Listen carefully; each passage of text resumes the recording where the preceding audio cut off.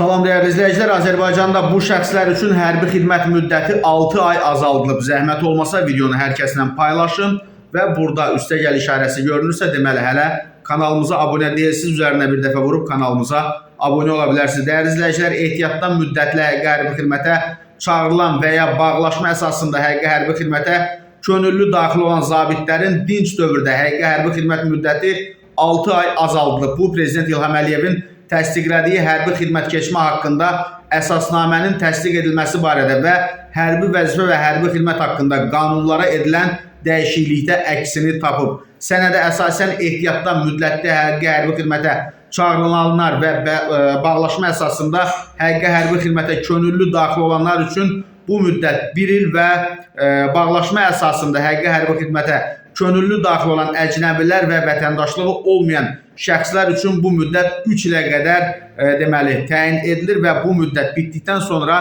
tərəflərin razılığı ilə yeni bağlaşma bağlanıla bilər.